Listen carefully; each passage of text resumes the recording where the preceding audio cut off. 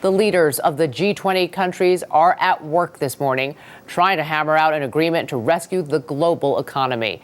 And the president is also dealing with a threat from North Korea. CBS News Chief White House correspondent Chip Reid is in London with the story. Chip, good morning.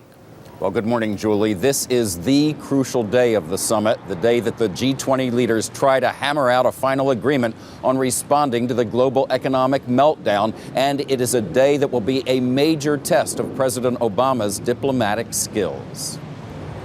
Arriving at the G20 Economic Summit this morning, President Obama was greeted by British Prime Minister Gordon Brown and was promptly mobbed by photographers before meeting with South Korea's President Lee Myung-bak.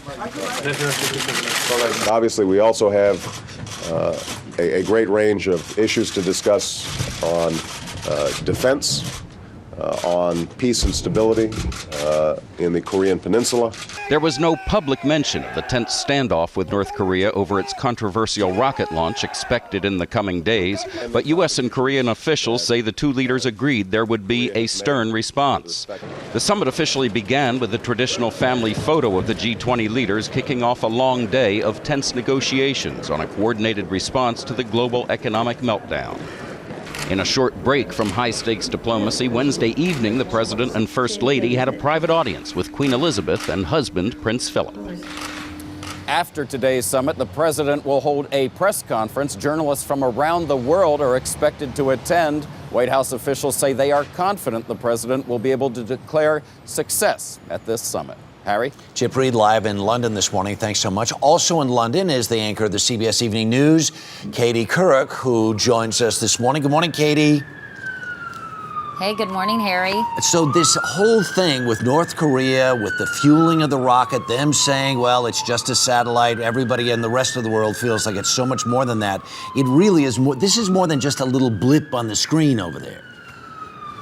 That's right, Harry. And as we just heard from Chip, President Obama did meet with South Korean President Lee for the very first time this morning, and both men agreed on a stern and united response should North Korea go forward with a planned rocket launch, which they started threatening about a week ago. The North Koreans now are claiming it's strictly for scientific research, but the U.S. and South Korea believe it's a thinly veiled long-range missile test that would be too close for comfort for South Korea as well as Japan. Now, neither President Obama or President Lee detailed what their response would actually be, but you're right, this is a significant meeting, Harry. So the G20 meeting has gotten underway in earnest. What's going on right now? Well, right now, Harry, President Obama, the G20 leaders and their finance ministers are in what's called a plenary session. You don't say that very much unless you're attending an official function. They're trying to hash out some of the new policies that they think will help, of course, end the global recession and prevent a future one. They're talking about things like free trade, protection, and avoiding protectionism, which some believe is a really dangerous trend. I've heard a lot of talk about the importance of free trade here in London from a variety of officials. Also, they want greater regulation and possibly the end of unfettered capitalism, which many people feel just simply got out of control. They're working on outlining some kind of coordinated approach to stimulating their economies, something that's been a sticking point, as you know, with France and Germany. And this is also the first chance for some of the new global players to join the fun, if you will, like the King of Saudi Arabia and the presidents of countries like South Africa or Argentina. And they will all be here making their respective cases. Katie, is there a sense of what collectively the markets want to hear as a unified voice out of this meeting? Well, they really just want help, and they want the global economy to improve. But I think you'll get an indication of that, Harry, later today, because the G20 will issue what's called a communique. It's kind of a list of things that they're agreeing on in terms of priorities. It's not binding, but the world markets will be looking really closely at the wording because the intentions outlined in this communique are often set into motion once the leaders go home. And there's a number of things they're going to be thinking about and probably agreeing on. Hedge funds, they think they're particularly responsible for this mess They'll have international supervision of hedge funds for the first time. And perhaps the most controversial proposal, Harry, may be limiting salaries for bankers in an attempt to end the risk-based bonus culture. Also agreement to beef up the IMF. We've been talking about that.